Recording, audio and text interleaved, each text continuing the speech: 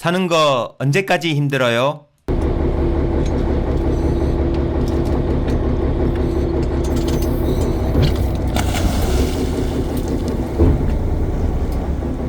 안녕하세요. 생계형 직장인 이현석입니다. 다들 잘 지내시죠? 앞선 영상에서 남미에 소재하는 칠레와 아르헨티나 이렇게 두 나라로 출장 가서 아르헨티나의 안데스 고원지대에 있는 리튬을 생산하는 광산에 설치할 발전기를 한국 업체에서 만든 후 한국에서 배에 선적하여 칠레의 북쪽에 있는 항구 도시인 안토파가스타항으로 운반 및 하역 후 트럭에 적재하여 동쪽으로 안데스 산맥을 넘어 아르헨티나의 북쪽 안데스 고원지대에 있는 리튬 강산으로 이동 중 발전기가 트럭에서 낙하하는 사고에 대한 처리 업무를 진행하는 모습을 소개해 드렸습니다. 이를 위해 손상 발전기가 보관되어 있는 사고 장소인 칠레의 안토파가스타로 가서 손상 발전기의 상태를 확인하고 설치 장소인 아르헨티나로 이동하여 관련자분들과 사고 처리를 위한 업무 협의를 진행하는 모습도 보여드리고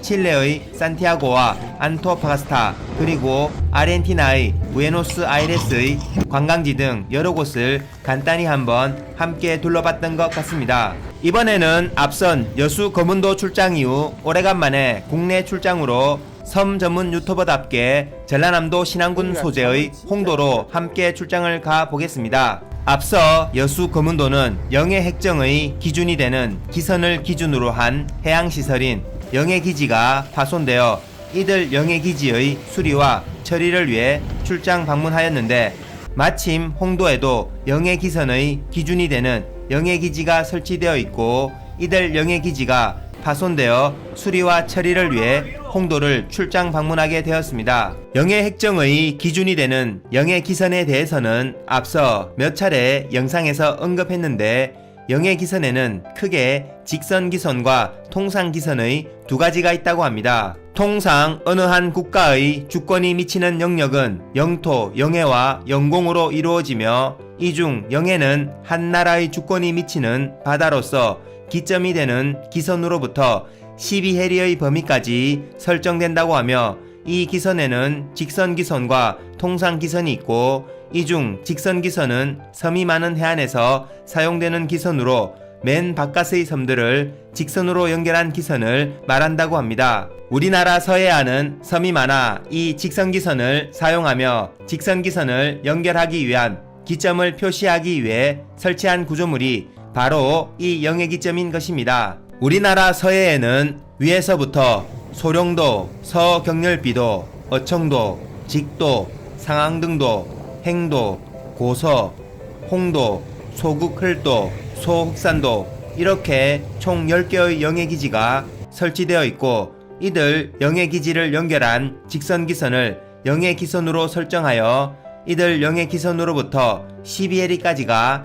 대한민국의 주권이 미치는 영해가 되겠네요. 영해기지를 수리하러 가는 김에 영해와 영해기지의 설치 이유에 대해 잠시 알아봤고 앞서 영해기지 사고 관련하여 방문한 어청도, 가거도, 거문도 출장에 이어서 이제 홍도로 함께 떠나가 보시죠. 홍도 하면 우선 홍도야 울지 마라 글쎄 오빠가 있다 라는 노래가 생각나는데 좋은 노래죠. 근데 우리가 가볼 홍도는 이 노래와 전혀 상관없는 붉은 홍자를 사용하는 섬으로 행정구역상 전라남도 신안군 흑산면 홍도리에 속하며 목포시에서 남서쪽으로 115km 떨어진 서해바다 한가운데 위치하고 있습니다.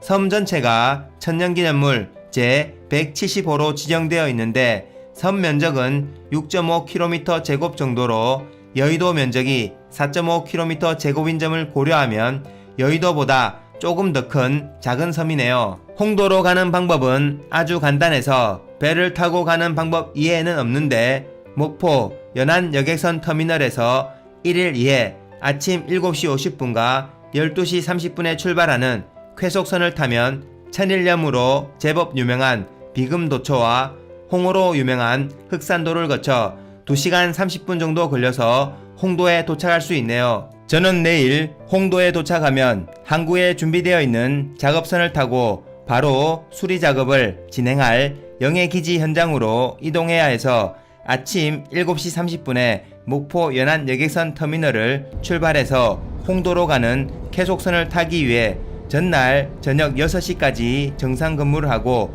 이 지구별에 홀로 남겨진 사람처럼 외로운 밤을 달려 목포로 이동합니다. 서울에서 목포까지는 고속도로가 잘 되어 있어 차만 막히지 않으면 아주 힘든 거리는 아니라서 서울 출발 후 대략 4시간 30분 정도 만에 목포에 도착하는데 그래도 밤은 이미 깊었고 내일 또 아침 일찍 배를 타러 가야 해서 바로 자기로 합니다.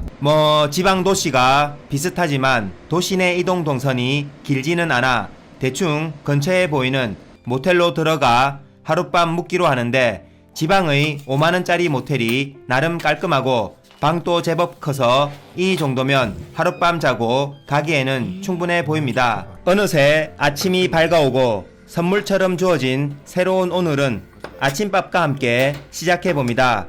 다행히 이번에는 함께 홍도로 들어갈 동행이 있어 만나서 같이 아침밥을 먹기로 하고 근처 식당에 들어가 김치찌개를 시켜봤는데 깔리는 밑반찬의 가짓수가 엄청납니다. 젓갈, 김에, 매생이 무침 등등 가짓수만 많은 게 아니라 다 맛있는 반찬들입니다. 지방 출장 다니면서 오히려 더 잘 먹고 다니는 것 같습니다. 어마어마한 아침 식사를 마치고 바로 연안 여객선 터미널로 이동해서 표를 구매하는데 목포 여객선 터미널은 아무래도 섬으로 가는 배들이 많다 보니 터미널이 제법 큽니다. 승선권 구매 후 탑승구를 통과해 저를 홍도로 데려다줄 쾌속선에 바로 오릅니다. 쾌속선은 1, 2층으로 구성되어 있고 내부에 매점도 있고 제법 크고 깨끗합니다.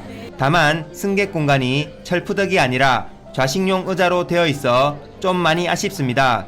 철푸덕이면 홍도까지 소요되는 2시간 30분 동안 누워 자면서 피로도 풀고 좋은데 좌식용 의자에서는 아무래도 잠을 자는데 좀 불편함이 있긴 하죠. 허리도 아프고. 어쨌든 승객들이 모두 타고 선박이 곧 출발하는데 승객들이 많지는 않습니다. 점점 여객선 터미널에서 멀어지더니 어느새 선박이 망망대해를 항해하기 시작합니다. 첫 번째 기항지인 비금도초는 목포 여객선 터미널에서 멀지 않죠.